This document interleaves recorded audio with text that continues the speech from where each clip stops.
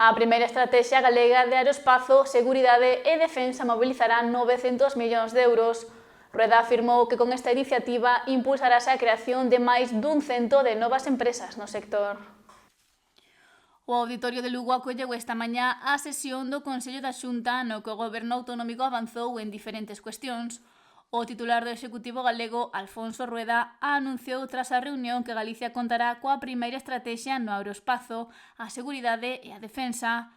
Aprobouse hoxe e mobilizará preto de 900 millóns de euros ata o 2030. É crear en torno ao cento de empresas de nova creación ou cunha transformación sustancial. A propia estratexia ten unha dotación económica de 183 millóns de euros, diferenciada en tres grandes bloques: 84 para promover acordos con empresas ou centros tecnolóxicos para novos produtos ou para a transformación de produtos actuais ás novas circunstancias, ao redor de 73 millóns de euros para un fondo de investimento máis outras medidas, en total 73 millóns de euros para apoiar novos proxectos.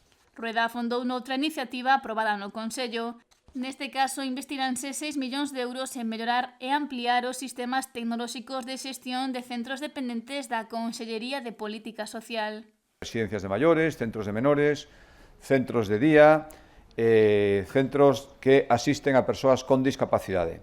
Que novidades hai respecto a un sistema que existía e que ora se mellora? Pois amplíanse os servicios, sobre todo dirixidos ás familias dos residentes. A partir de agora van poder acceder a todo tipo de información, alimentación dos familiares que teñan nos centros, cuidados que reciben, incidencias, evolución de patoloxías, as súas citas médicas, acceder online, ter unha comunicación permanente cos centros vía online tamén. Tamén vaise mellorar a propia xestión interna dos centros.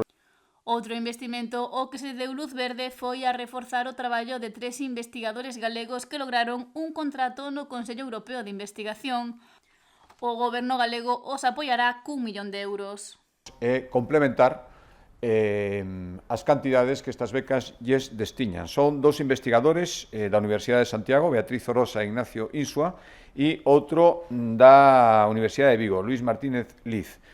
As investigacións, o primeiro vai nas centrar en desenvolvemento de novos antibióticos para combater os problemas de bacterias resistentes, o segundo, novos materiais de uso no diagnóstico medio, e por último, o último investigador, tecnoloxía para mellorar a resposta dos cereais ás plagas.